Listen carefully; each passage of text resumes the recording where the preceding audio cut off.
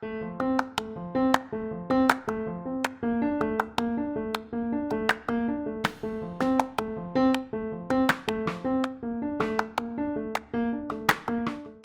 damos la bienvenida a De Libro en Libro, un podcast de libros y amistad. Yo soy Tere. Y yo soy Vero. Y ya estamos en noviembre en este proyectito que escoge Llegamos. un libro por mes para discutir con alguien que no necesariamente es del mundo literario. Así es, ya son 4 añitos y ya vamos para el 5º año de promover la lectura por placer, sin presiones. El otro día me describieron como podcastera de un proyecto cultural que promueve la lectura a través de la amistad.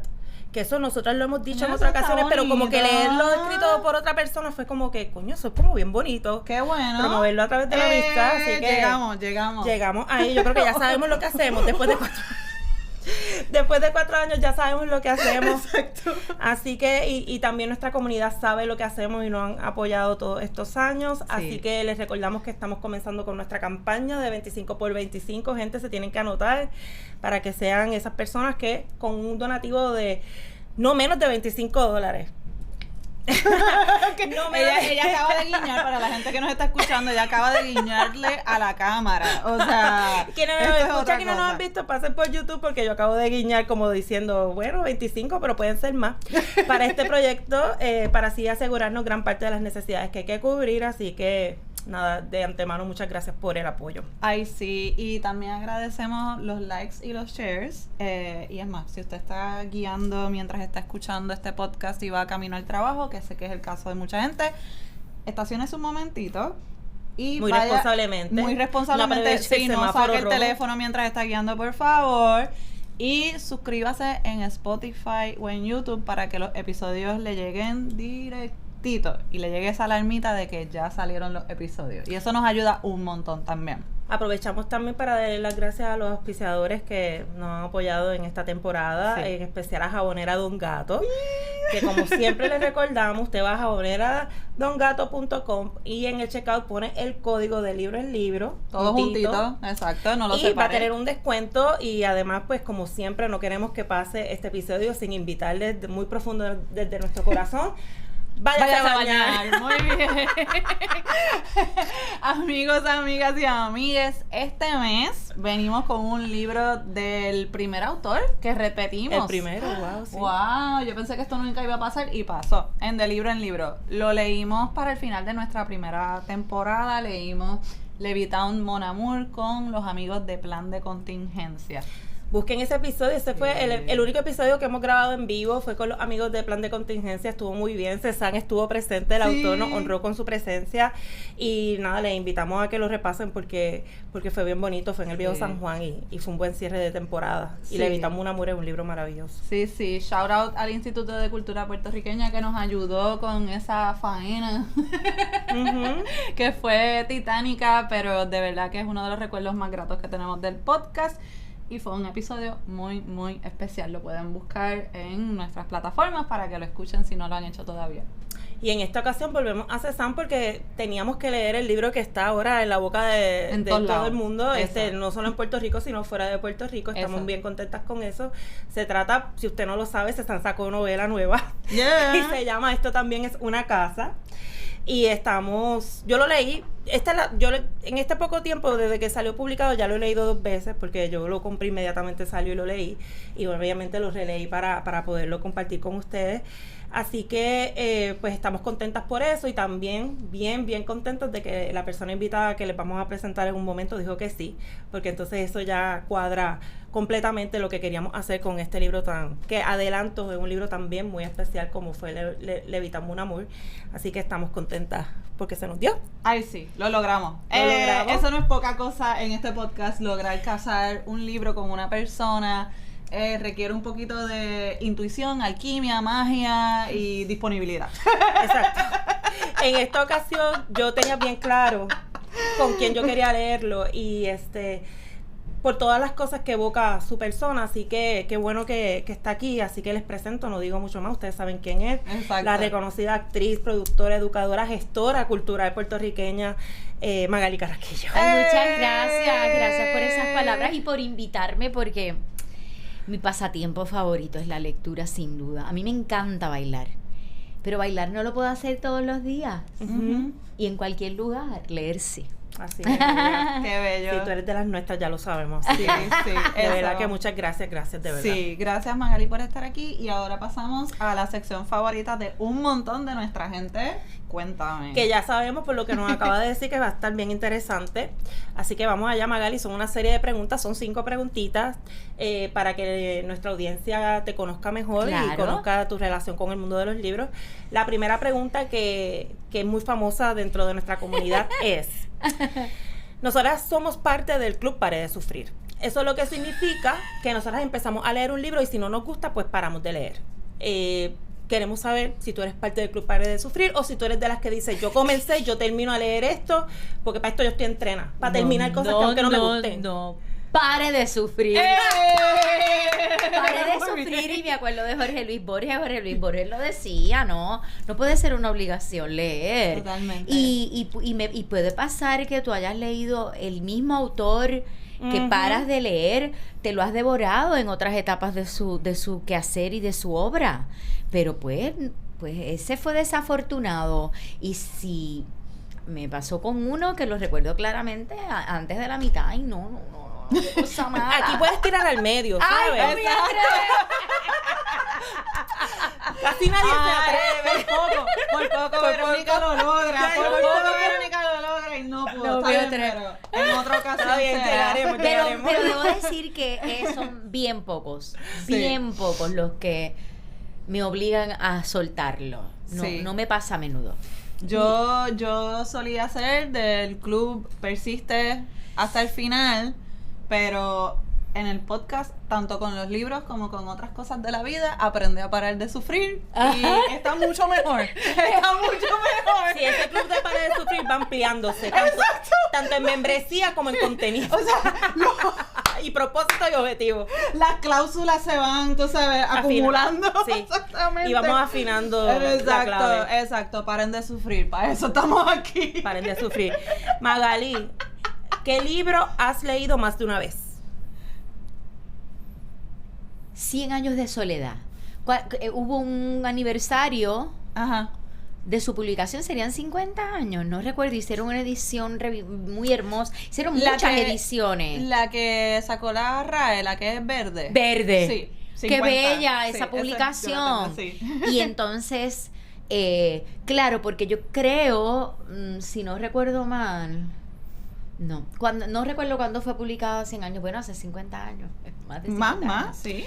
Esa la releí cuando salió una publicación. Sí. Yo tengo en agenda de leerla, la leí hace muchos años, yo ya apenas me acuerdo de cosas y la tengo en agenda, pero es una belleza de novela, sí. Esa es una novela monumental. Invitar a nuestra gente. Pero fíjate, esa es una buena opción para el proyecto que tenemos pensado para el año que viene, que todavía no hemos dicho cuál es.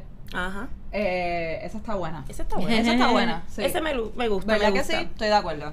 Mira, qué malas somos hablando de proyectos que no anunciamos, pero no pasa nada. No importa, esa es la forma de concretar. Así es, hay que decretar y proyectarse que ya va a pasar. Eso va a pasar. Magali, ¿qué libro has leído cuyo final te decepcionó? Wow. ¿Qué me decepcionó? Yo no recuerdo, pero sí te podría decir un libro que al terminarlo de leer lloré porque se acabó. Eso pasa. Ay, que te decepcionó que acabara. Que no quería que se acabara. Un libro tan bello. A mí me ha pasado eso, fíjate. La historia interminable de Michael Ende. Es un libro hermoso porque es un libro dentro de un libro. Es un niño que encuentra un libro en un ático. Entonces, las páginas de la narración de la vida del niño son de un color y las páginas que él lee son de otro color.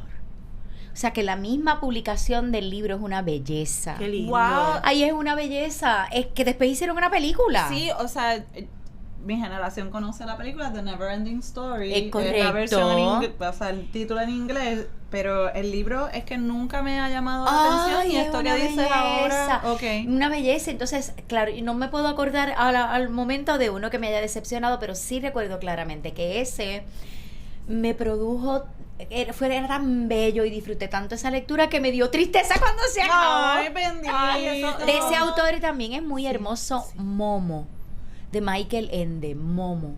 ¿Ese es el del duendecito? Bueno, lo que yo recuerdo, lo leí hace mucho tiempo, es la gente nunca tiene tiempo.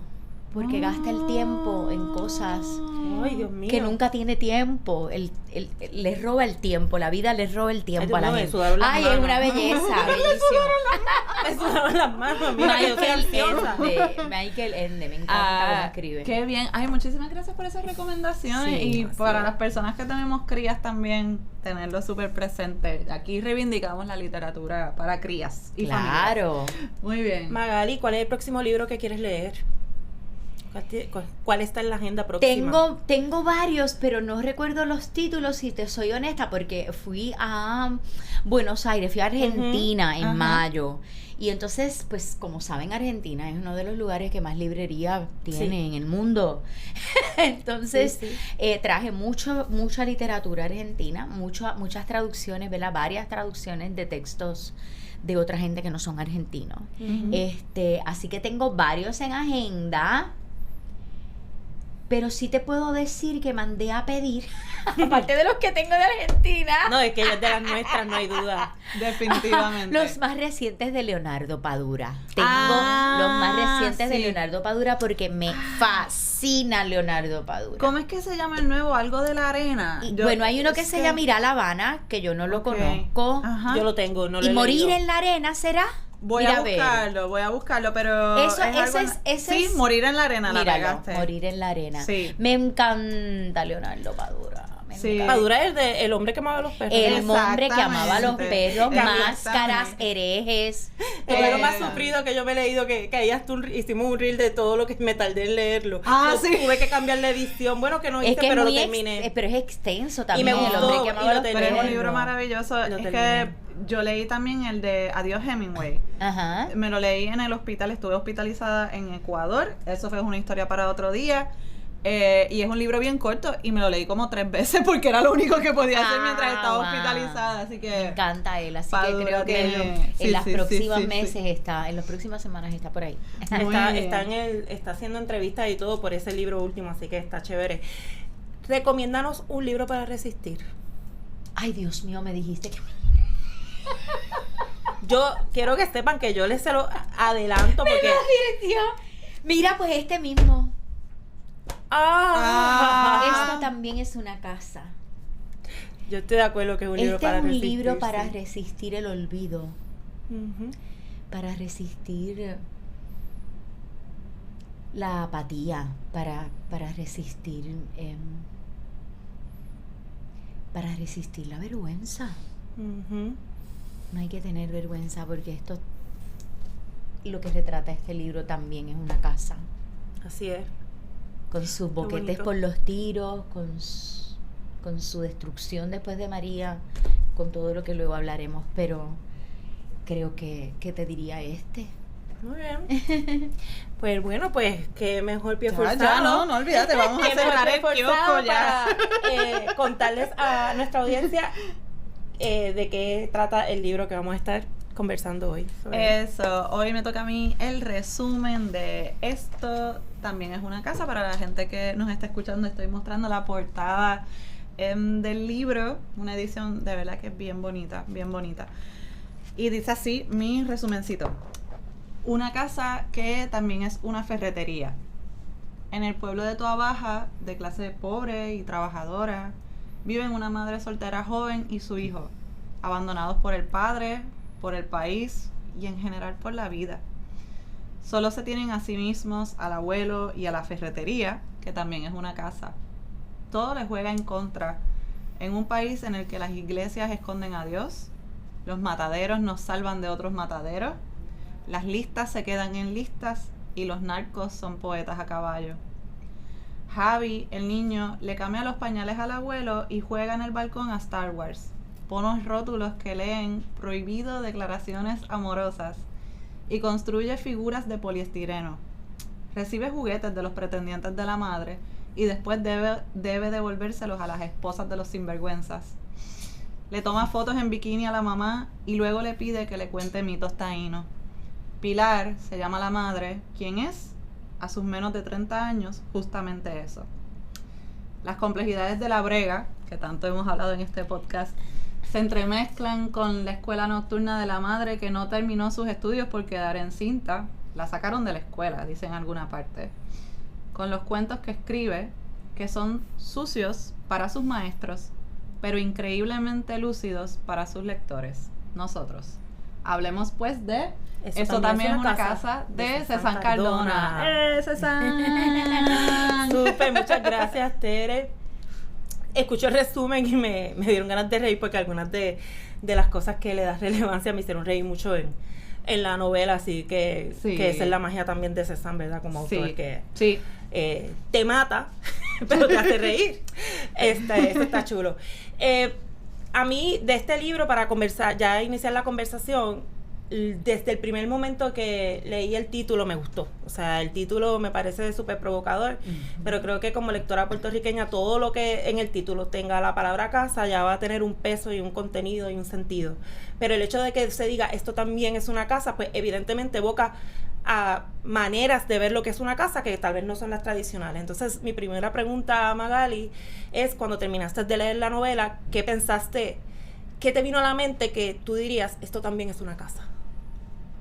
Bukutu.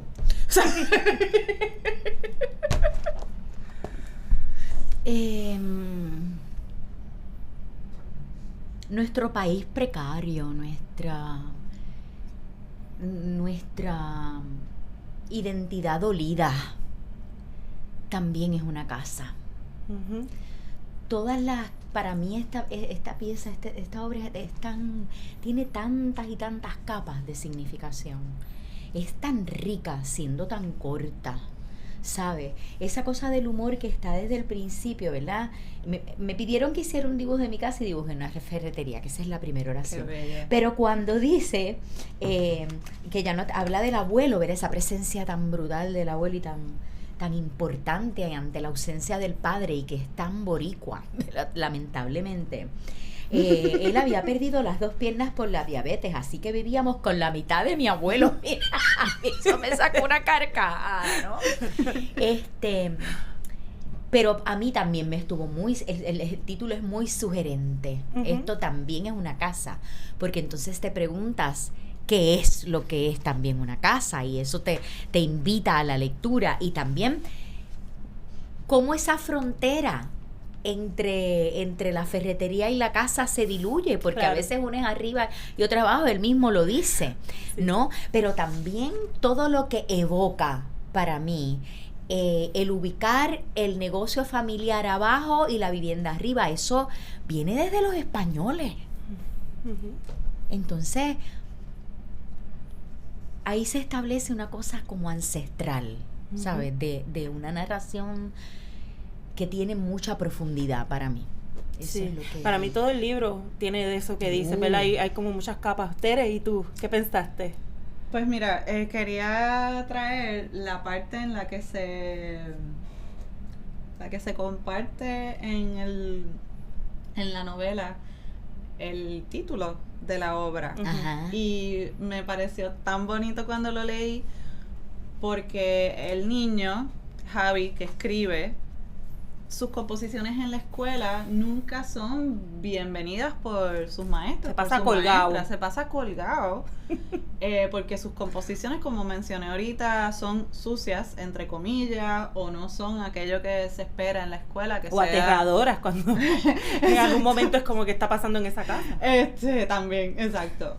Que no se espera que sean, o sea, son las composiciones que los maestros no esperan recibir, digamos. Que ahí hay un comentario también importantísimo. Buenísimo, pero buenísimo. Y tiene otra compañera de clase que también hace algo diferente, y él dice, y lo que ella hizo fue mi favorita, y la colgaron.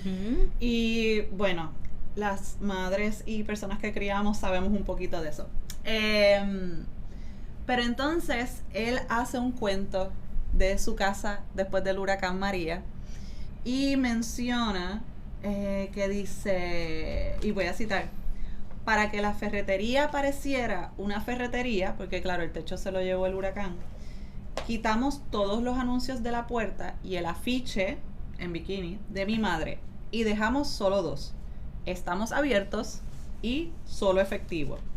Pero en realidad hacían falta otros 2. Uno que dijera, esto es una ferretería, y otro que anunciara, esto también es una casa. Y me encantó porque el niño se pasa diseñando rótulos para la ferretería, con reglas que él quiere imponer en la ferretería para que sea una casa. Para que sea una casa, ¿no? Una casa donde se respete las reglas. Exactamente, para que no se le... Los rótulos tienen reglas. Sí, claro, o sea, que no le traigan flores a la mamá, que era lo otro, que no vengan con chismes, no sé qué. No se permiten las declaraciones amorosas. No se permiten las declaraciones amorosas, y esto también es una casa. O sea, entiendan que además de ser una ferretería, por culpa del huracán que se llevó el techo de la casa, también es una casa. Y me pareció maravilloso. Yo también, yo encontré una referencia al título antes que esa parte, que fue la que también me marcó a la hora de yo pensar que era una casa, que es cuando los niños están jugando entre los carros, que van a recuperar el televisor, porque el papá de nuestro chico se lleva el televisor de la casa, o sea, de su hijo y de su compañero, y se lo entrega a su amante, que también tiene un hijo. Y la mamá de nuestro protagonista dice, yo voy a ir a recuperar ese televisor, y allá va ella con su hijo a recuperar el televisor. Ella se hace más o menos amiga de la otra, ¿verdad? Del amante de... Interesante esa solidaridad femenina. Y los niños se ponen a jugar. ¿Qué pasa? El papá de ese otro niño pintaba carros. Así que había un montón de carros, tenía su taller allí. Y los niños empiezan a jugar, brincando de carro en carro. Y ahí es que nuestro narrador, el niño, dice que el otro niño no tenía 2 casas ni 2 padres, pero los carros en el patio también eran su casa. Y cuando leí eso, que fue como que la primera vez, porque es bastante rápido en el libro, como que me chocó y me sorprendió, porque entonces ahí sí que me sacudió a qué se refería Cézanne cuando dice también una casa. Entonces, como eso me matizó tanto, pues yo he pensado mucho en la cotidianidad, y algo que se me ha quedado en esta relectura que hice es que me doy cuenta que la casa, obviamente se habla mucho de la ferretería y del espacio, pero en realidad la casa se carga, es movible, la vamos cambiando, la vamos interpretando dependiendo de las circunstancias. Entonces, por eso es tan curioso que el niño dice, bueno, la ferretería a veces es la casa, pero a veces que la casa es la ferretería. Sí. Dependiendo de lo que se necesite, dependiendo de quién está. Y del humor de mi papá. Y del humor de mi papá. Exactamente. Porque también hay una cosa de resguardarse en la ferretería. Yo anoté algo. Bauticé el letrero como el chaleco antibalas de la casa de madera. Eso por las balas que venían de afuera, pero también él hace alusión de que a veces la ferretería se convertía en casa cuando él escapaba de los gritos y las agresiones de su papá. O sea que... Dependiendo de dónde el papá empezara a gritar, de ahí él se movía y esa era la casa, ¿verdad? Porque definitivamente la casa también, lejos a romantizarla, como a veces decimos, ¿verdad? La casita, el hogar, pues también acá era un campo de batalla, ¿verdad? Donde había mucha violencia y el niño la sufría de primera mano entre su papá y su mamá. Y entonces, pues, eso, el vivir la violencia era también determinante de lo que él definía en ese momento, que era una casa. Y es interesante para mí cómo ya luego la ausencia, ya el padre se ausenta, ¿verdad? En una parte del relato ya el padre un poco desaparece. A Disney, que me pareció genial. A soldar las máquinas de Disney, supuestamente. Nunca lo van a buscar. Anyway, ¿cómo entonces luego la madre asume un rol a veces muy agresivo con el niño, ¿no? Sí. A veces...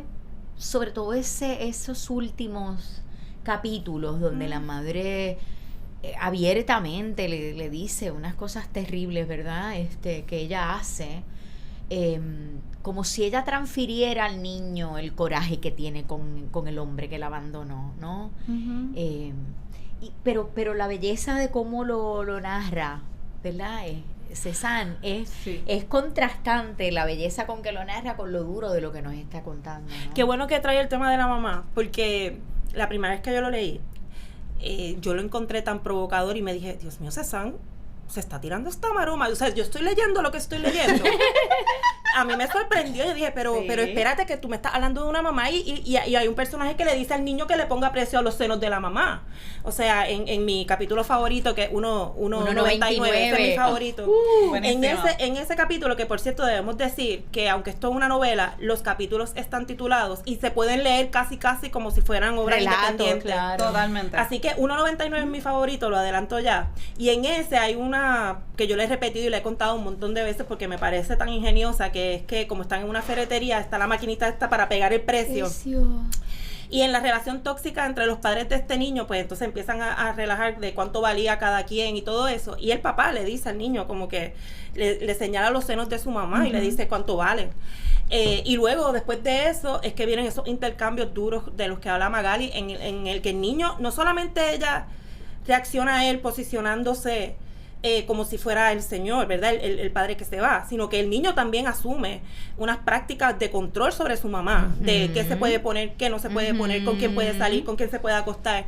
Y esa dinámica, que obviamente se da en el contexto de que estamos hablando de una mujer que tuvo a este niño a los 14 años, y un niño que está entre los 13 todavía no llega a los 14, pues es bien... Para mí fue como, wow, o sea, de esto se puede escribir una tesis nada más, ¿verdad? De la figura de la mamá. Brutal. Pero por otro lado también es una exploración del deseo en la mujer. Sí. Si eso lo hace un varón, no pasa nada.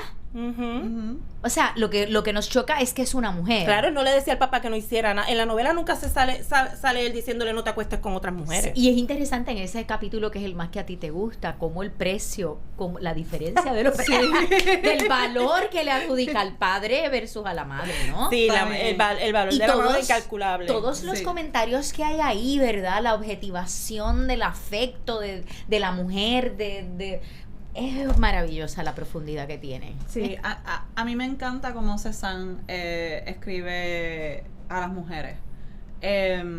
Tanto en este libro como en Levitown Mon Amour, porque yo tengo esta manía, Magali, y es como muchas veces autores masculinos describen a personajes femeninos y muchas veces pues son bastante prototípicos, bastante... unidimensionales e incluso dentro de la complejidad que quizás se pueda desarrollar, siempre hay como unos elementos de sexualización gratuitos. Bien, no tengo problemas con la sexualización, con el deseo, con el erotismo en la literatura, pero a veces es como, ok, esto lo hiciste por hacerlo. En el caso de Cézanne, todo tiene un propósito, incluso en las descripciones corporales de la madre.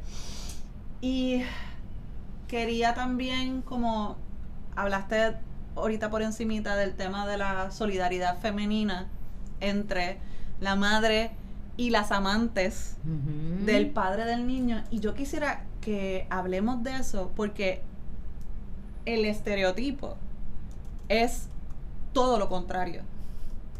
Esta es mi enemiga a muerte y nos enredamos a pelear y toda la cosa, y aquí ven novelas juntas. Bueno, pero después de llenarle la casa de clavo. Está bien.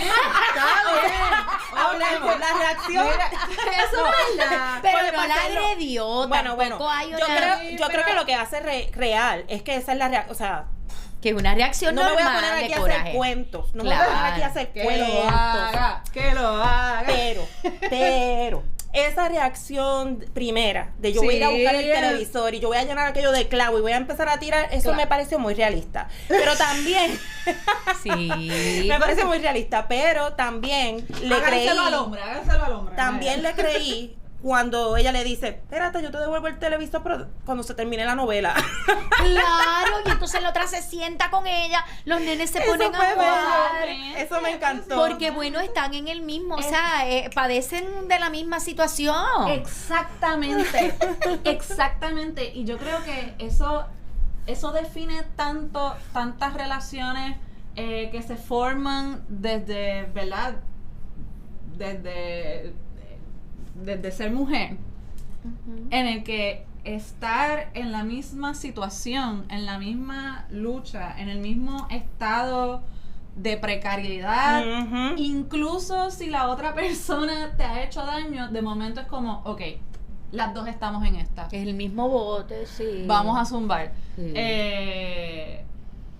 Y de verdad yo valoro mucho que en el libro Cézanne refleje eso, porque quizás hasta son más los casos que son así. Así es. Y mira cómo ese personaje de la madre Pilar es un personaje espectacular. Ay, maravilloso. Porque pues sufre mucho. ¿Sabes lo que es parir a los 14 años? Que te saquen de la escuela, que no tengas posibilidad de terminar tus estudios, que sientas que no tienes escapatoria. Pero entonces, aprovechar tu atractivo físico para tu bienestar, claro, que no hay nada más humano. Oye, tú sabes. Pero a mí me voló la cabeza cuando decide estudiar, ¿sabes? Porque su hijo está viendo eso. Y hasta ahí habíamos visto una relación entre ambos muy fuerte, muy tirante, muy tensa, ¿verdad? Y el ejemplo que ella le da al hijo, ¿viste? Cuando decide estudiar, bello. Era un hijo incondicional. Empezaron a estudiar juntos.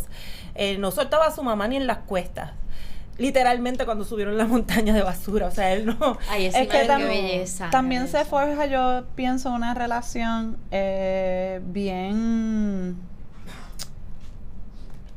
estrecha entre los hijos y las hijas, con la figura que se queda con ellos después de una separación. Y incluso... Por ejemplo, en mi caso, incluso si uno no sabe qué fue lo que pasó, incluso si uno no sabe, o incluso si no hay enemistad, si no hay animosidad y qué sé yo qué, la persona con la que tú vives, tú automáticamente, o sea, nosotros somos una unidad y vamos contra el mundo. Y ese sentido de protección que sentía el niño con su mamá, yo me identifico mucho con eso. Eso fue algo que yo también sentía, como el sentido no solo de protección, en el caso de mi mamá no al nivel de Pilar, perdón mami, pero sí como esta conciencia de que ella se está fajando y somos nosotros contra el mundo.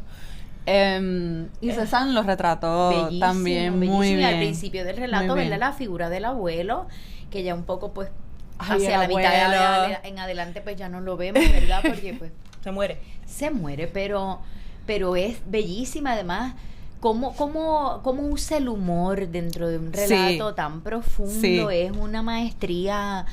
Cézanne Cardona es un narrador que está en un momento... a mí no me gusta decir en su mejor momento, ¿viste? Porque es un hombre joven, todavía me falta mucha letra por escribir. Pero la verdad es que esto es una belleza. Perdón. Sí. Es que iba a seguir con lo del abuelo. Pero yo quería decir algo de la mamá. Dale, zumba. Porque...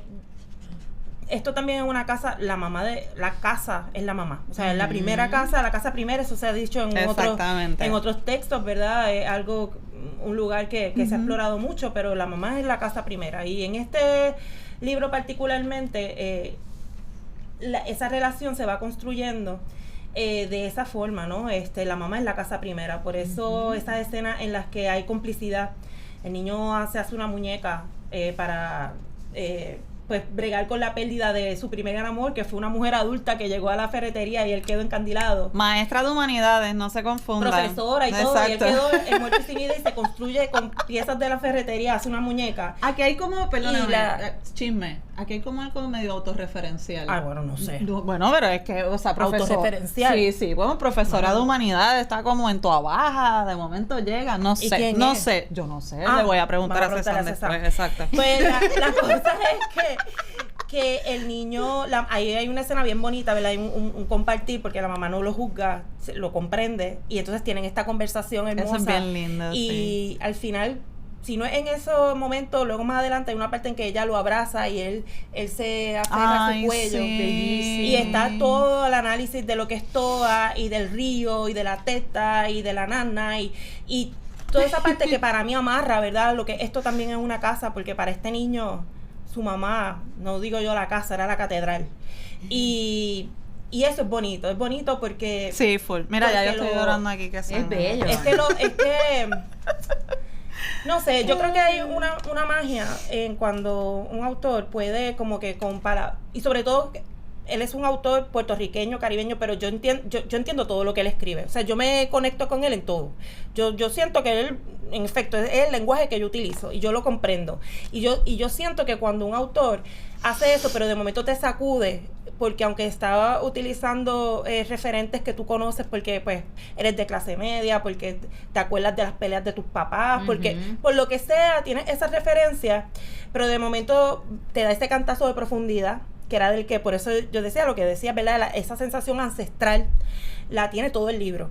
Y yo lo agradezco mucho porque esos son los libros que se quedan contigo. O sea, son los libros en los que tú conectas y de momento ves las cosas distintas después de haberlo leído. Y a mí toda esa conexión de esa relación madre-hijo, pues me dejó así. Esa escena es preciosa, porque podría haberse ido para otro lado. La madre hubiese podido reaccionar de otra manera, pero él elige muy sabiamente, a mi juicio, ¿verdad?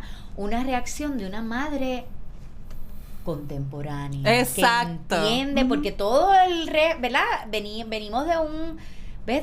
De un bagaje que la marca a ella como mujer, ¿verdad? Pero que ella haya reaccionado de esa manera. Dice, entonces mi madre intentó abrazarme, es lo que dice. Entonces ahí vemos que hay una dificultad en esta madre de expresar el afecto. Totalmente. A ella no se le hace fácil, parió a los 14, chica. Y tenía mucho resentimiento, la mamá la abandonó. Un comentario también, tú sabes, entonces no hay padre presente. Pues mira, mucho ella pudo hacer, pero esa escena donde ella comprende el nacimiento del deseo en su hijo, que ya se está convirtiendo en un hombre, es una belleza, una belleza. Yo no estoy ready para eso, gente.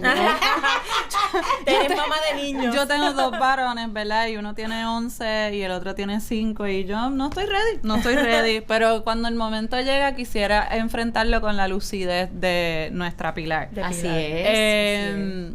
Pues volviendo si podemos a lo del abuelo que Magali mencionó por encimita, me encanta ese personaje. Ay, bello. Y me encanta al final cómo termina en nuestros ojos el personaje. Porque el abuelo, como han mencionado anteriormente, pues por la diabetes le amputaron las piernas, es ciego además, es el dueño de la ferretería.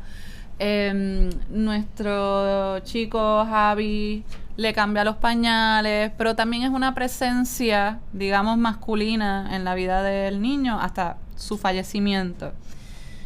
Y es como estos personajes que quizás son como redimibles, ¿no? En la novela. Es el único personaje varón que adulto que una piensa como contra, pero el abuelo, tú sabes, está ahí. Y entonces después de que muere el abuelo, perdón, yo me río porque es que los hombres están del cara, mi gente. La mamá le dice al niño, tu abuelo es un mentiroso compulsivo. Fue antes de morir. Ahí fue cuando escucharon el cantazo. Fue antes de morir. Y le dice, abuelo me dice a veces, y es un embustero. Dependiendo con quién hablara, él había hecho tal cual o había hecho lo otro. Si estaba en una barra y estaba hablando con alguien estadista, o sea, alguien que quiere que Puerto Rico sea Estado de Estados Unidos, le hacía un cuento para agradar a la persona con esa, ¿verdad? Con esa ideología. Si era un independentista, olvídese que el señor personalmente había hecho unas cosas a favor de la independencia. En otras palabras, era un buen negociante. El tipo se las traía, era un embustero, y no solo eso, sino que él decía que era veterano de Vietnam. Tampoco estuvo en Vietnam. No, y el invento mayor. El nombre de la ferretería. No, que la mamá era, que la esposa se había ido porque ella era machetera. Y había tenido que salir huyendo y por eso se lo había ido. Y la hija dice, no, fue que nos dejó. Exacto. Exactamente. O sea, era bien cuentero. Pero fíjate, ahí hay una cuestión. El niño escribe relatos bellísimos. Sí. Con unas imágenes poéticas que la maestra no entiende y lo cuelga, ¿verdad? Pues ¿quién sabe esa genética del abuelo de estar inventando cosas que no eran reales? Bueno, ¿verdad? Bueno, de algún sitio tiene que salir la poesía de ese muchachito. Sí, bellísimo. Bueno, totalmente. La madre en algún momento le dice, y esto también lo marqué porque me pareció genial. Dice el niño, su madre, me dijo que en la escuela nocturna aprendió que había que escribir oraciones sencillas y verdaderas, que la verdad no dependía de adjetivos y que solo los mentirosos adornaban. Y eso... La mamá eso era la mamá editándole un ensayo que él le presentó. La mamá no perdonaba una. No, la mamá... Ella matadora. ¿De dónde tú te sacas? ¿Tú has visto un nido de qué era? Que él decía que en el Brasil se había desarrollado un de nido reinita. De reinita. ¿Tú has visto un nido de reinita? Exactamente. Pero es interesante ¿verdad? El pensamiento ese concreto de la madre Sí. versus el pensamiento poético del niño, que no es que no sea verdad, es como cada quien mira la realidad, ¿no? Y la madre se transforma, que es otro aspecto que me gusta mucho de este personaje, que justo al final, que podemos hablar del final ahorita con más detalle, ella le dice que por favor, que si alguna vez escribía de todo esto que él había vivido, que contara la verdad y también la mentira. O sea, que ella misma se da cuenta de que no, esto merece ser contado de la forma en la que él quiera contarla. Y bellísimo. Totalmente, bellísimo. Totalmente. Un crecimiento no solo del niño, ¿verdad? En edad cronológica y emocional, sino de la madre también. Es bellísimo ese crecer juntos, es bellísimo ese crecer esos dos personajes. Sí. Cierto es. Me estoy acordando de uno de los dibujos del nene que aparecía la mamá como con un látigo. Y le dijeron, eso es un dibujo sucio. Y era la mamá con el cable del televisor que se había robado el papá. Y que mucho más, me acuerdo de eso y me acuerdo de muchas otras instancias en la novela que me hicieron reír muchísimo por el ingenio de Cézanne y lo utiliza para el humor, pero también para aprovechar un espacio, un párrafo y decir un montón de cosas. Recuerdo otra escena en la que cuando las mujeres se encuentran, la mamá que va a buscar el televisor, que ya hemos hablado de esa parte, Cézanne aprovecha los anuncios de la telenovela, porque ellas se sientan juntas a ver la novela, y entonces dice, jabonera Don Gato. Jabonera Don Gato auspició, ese hombre es un sinvergüenza, es tal cosa, auspició, wow, pero qué pinga.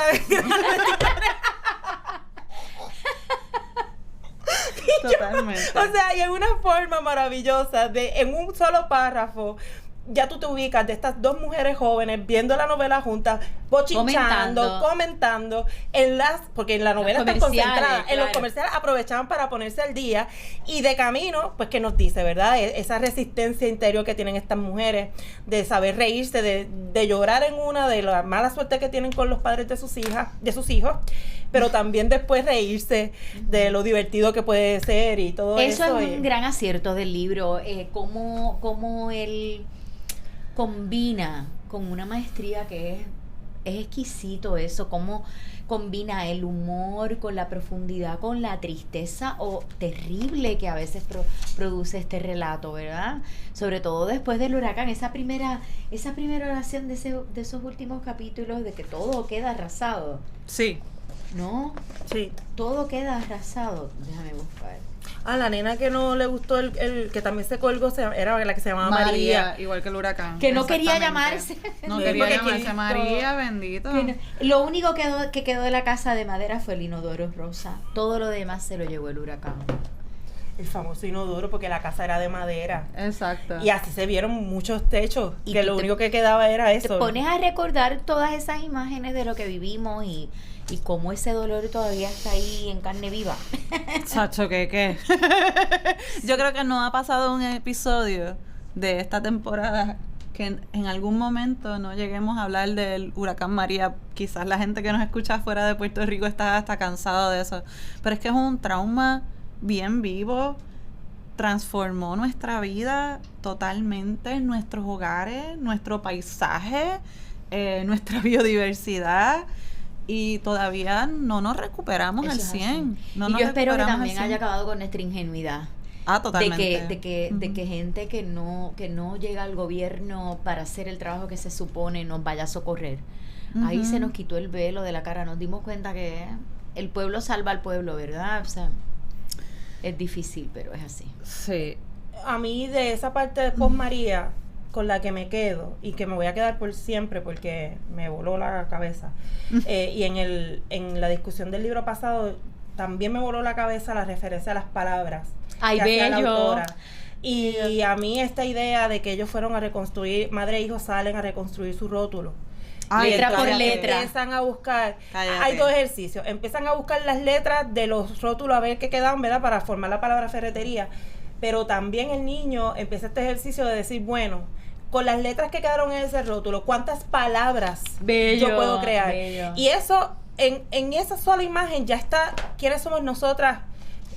Cuando dice el pueblo salva al pueblo, ¿quiénes somos nosotras después del huracán cuando no había nada? Pues nosotras éramos las que veíamos el rótulo y nos buscábamos encontrar las palabras. Esas éramos nosotras.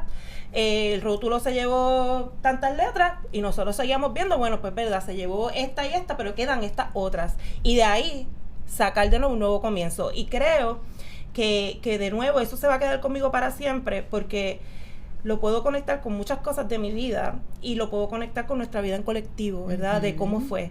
Y qué hermoso un niño que pudiera hacer eso, ¿verdad? Que pudiera hacer ese ejercicio de poder construir en lo que se había roto.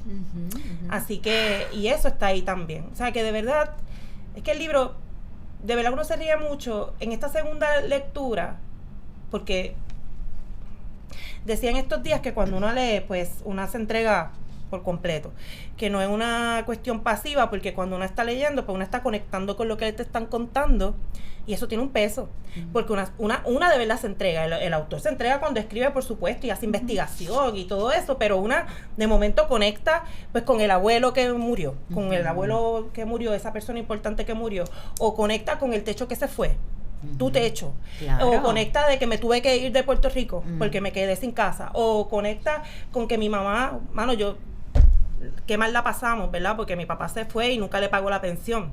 Entonces, eso es mucho lo que entrega el lector, es mucho cuando lee. Y yo doy fe porque en el poco tiempo de la primera lectura a la segunda lectura han pasado tantas cosas en mi vida que definitivamente hasta cumplí años, que cuando lo leo digo, coño, o sea, sí, es que es verdad, es que con ese rótulo roto yo puedo hacer palabras nuevas, están ahí. O sea, no desapareció del todo. Y eso, pues, imagínate, una vez que uno llega ahí, como uno vuelve atrás. Ahí también yo tomé una nota aquí, un recuento de libros leídos en la ferretería, que él hace un recuento de libros leídos en la ferretería.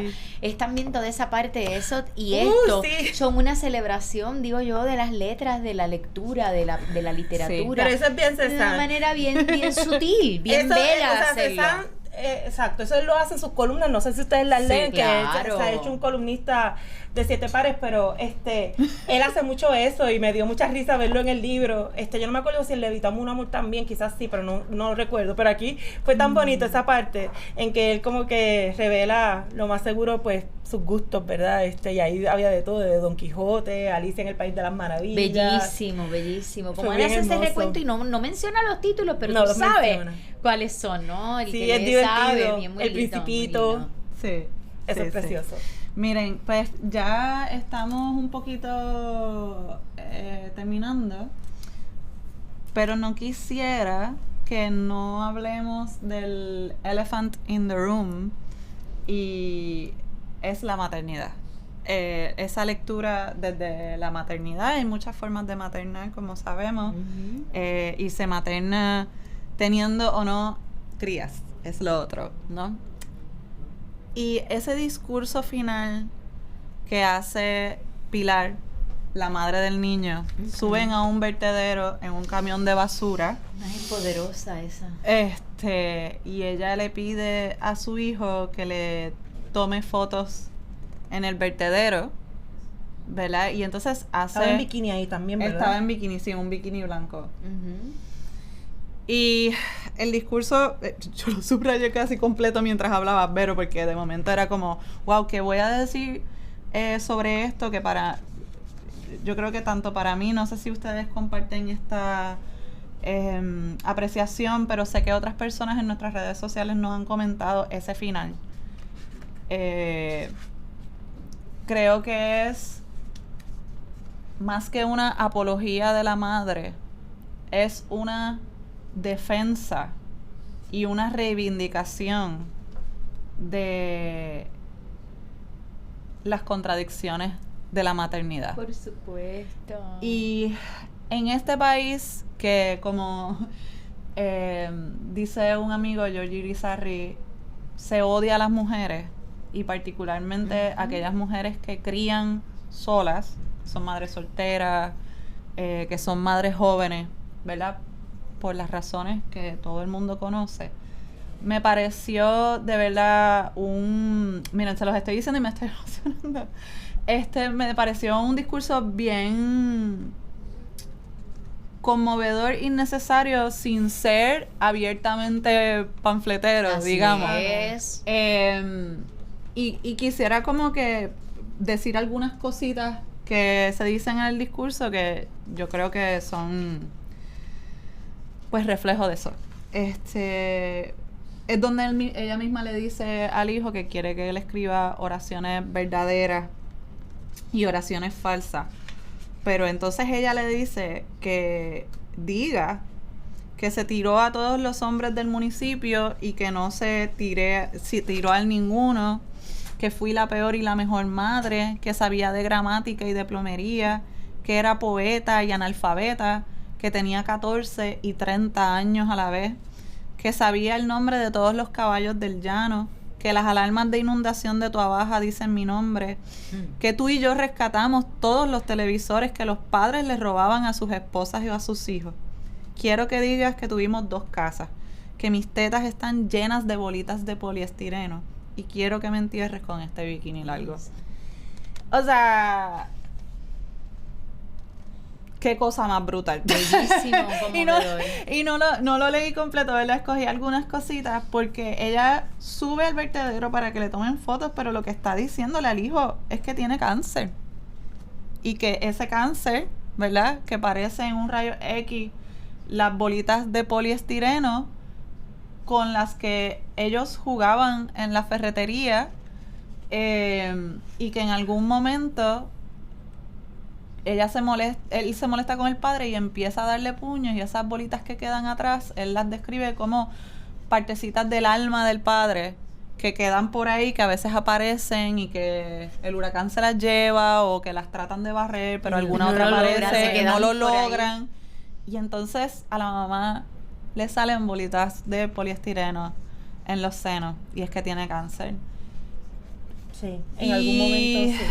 En algún momento habla de los quistes. O sea, ya yo. De verdad que cosa más brutal. Eso también, qué bueno que sí que lo dices, porque hubo un momento también en la historia que lo dice como si nada, como que luego le salieron los quistes de mi mamá. Y en ese momento uno se da cuenta que la mamá ya no está.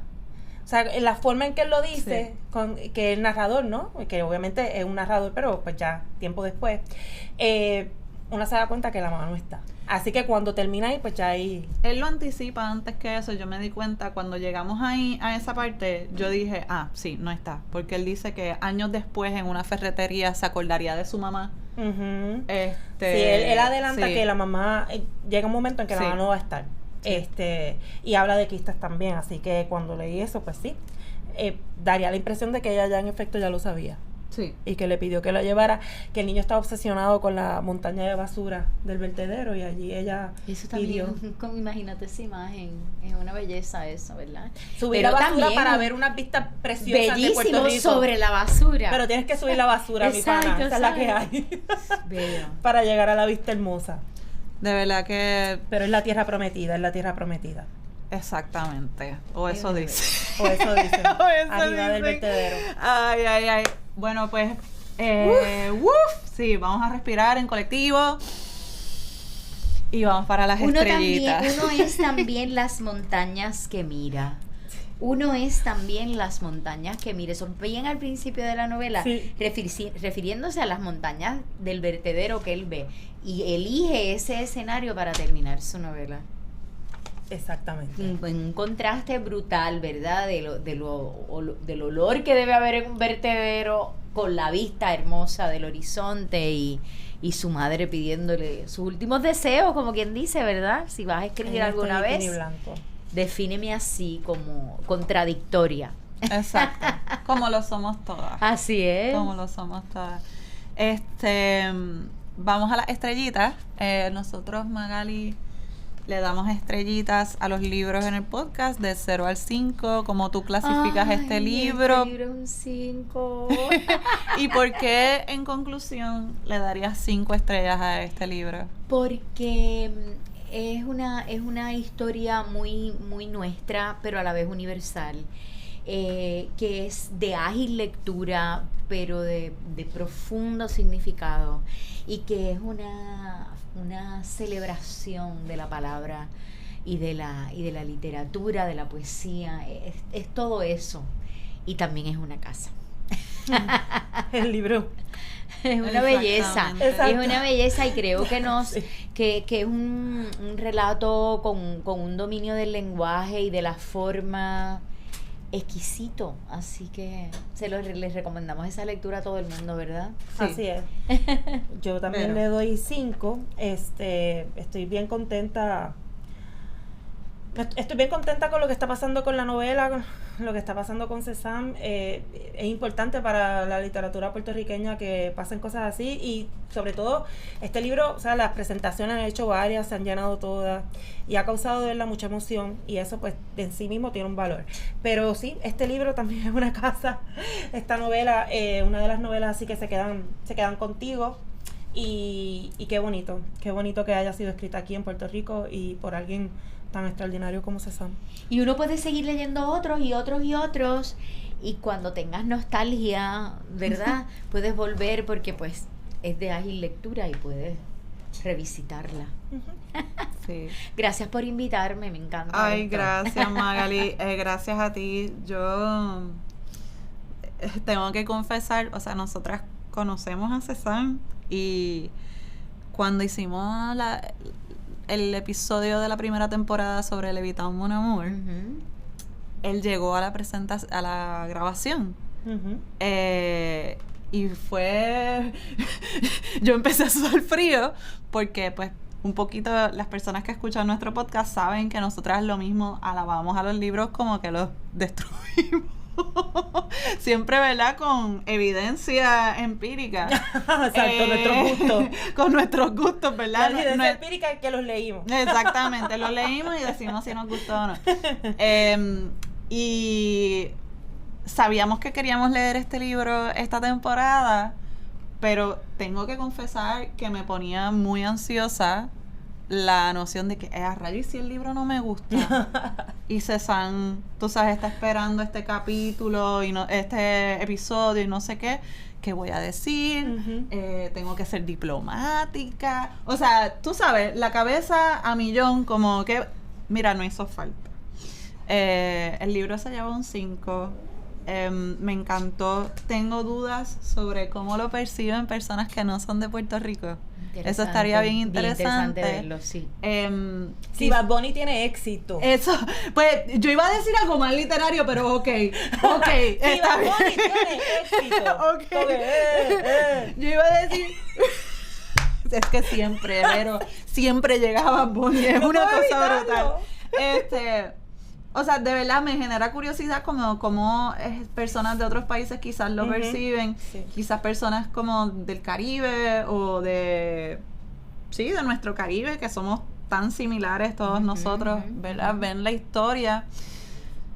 Pero inclusive si en otros lugares del mundo la historia hay unas lagunas o lo que sea, la historia, valga la redundancia, universal de la maternidad y de tratar de echar para adelante, expresión que odiamos, pero que es la que hay, con muchachos y en una sociedad que te lo pone todo en contra, pues vale la pena leerlo. Así que 5 para el libro de Cézanne. Se fumó mi ansiedad en el momento en el que lo leí.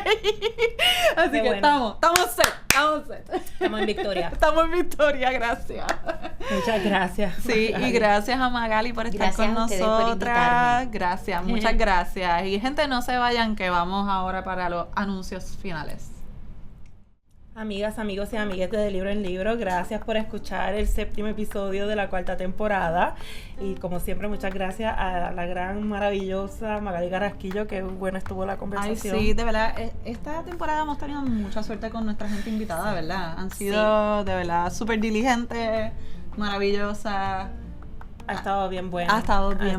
Grabamos menos episodios que en otras temporadas, pero no se pueden quejar, porque le hemos dado... Escucharon. Lo mejor. Exacto, no se pueden quejar. Y nos tienen que perdonar ese libro que no voy a mencionar que no les gustó. Yo no sé si yo lo perdono, pero está bien. No las podemos pegar todas. Pero la discusión estuvo súper buena. La discusión estuvo buena. Eso es una prueba de que este podcast funciona. Porque aunque el libro... Exacto. La conversación lo salva. Pero es que miren, tampoco podemos tener todos libros de 5. O sea, tenemos que tener episodios de libros que no sean de 5. Sí. De hecho, yo le di 3 a ese libro, ya va por 2 estrellitas. Yo ni me acuerdo cuántas yo le di. ¿Tú le diste 3 también? Yo borré... No, yo creo que yo le di 2. Bueno, no sé, yo borré ese episodio de mi roster de libros leídos, honestamente, porque es que, como dije en aquel episodio, no la soporto. Pero el episodio... De verdad. El episodio estuvo bien bueno, lo buscan, fue con nuestra amiga Madeline Ramírez, sí, la extraordinaria Madeline Ramírez. Pero bueno, seguimos, ¿no? Sí, y recuerden siempre visitar delibroenlibropr.com, compartir nuestro contenido, dejarnos comentarios, gente. El engagement es súper importante, así que si usted es fan de este episodio, usted es nuestra principal línea de batalla. Denle like, denle share, compartan las cosas, etiquétennos también para que nos ayuden a seguir con este proyecto tan chulo que nos llena de tanta alegría y lágrimas en algunas ocasiones. Vamos para la 5ª temporada, pendientes, que el mes que viene es diciembre y venimos con lo más esperado, los favoritos del 2025. ¡Wow! Y también con novelas. Eso es que le cuá. Así que gracias siempre y acompáñennos a leer.